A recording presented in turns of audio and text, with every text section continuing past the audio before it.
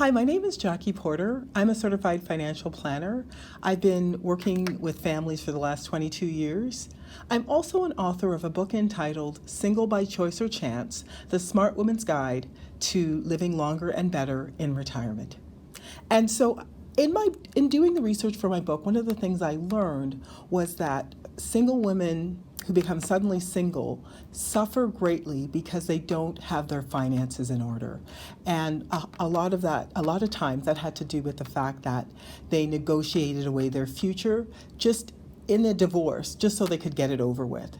This has led many people going through a divorce to experience both financial and psychological stress.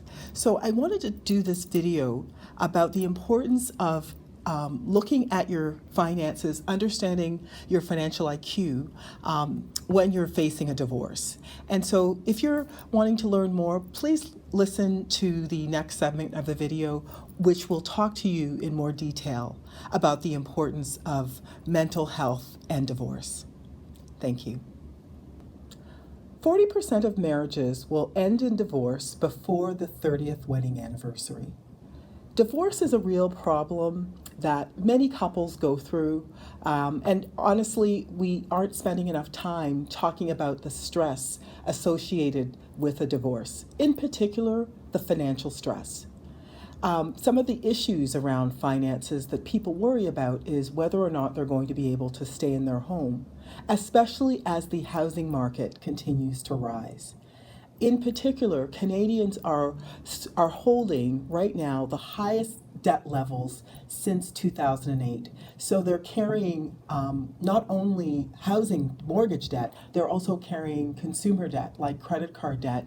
And in the midst of that, struggling with a divorce, splitting their assets, and worrying whether or not they're going to be okay and whether or not they'll have enough to live on.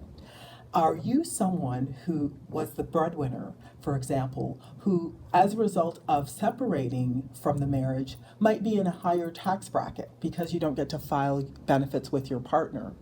Are you someone who was the person who relied on the breadwinner and feel like your financial IQ is not high enough to withstand now living potentially only on spousal support and child support to pay your bills?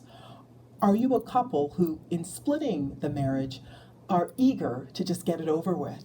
And as a result of that, are negotiating away your future because in the process of getting a divorce, you never had the numbers done. You never knew whether or not the settlement that you were taking was going to really be enough to guarantee you some security down the road.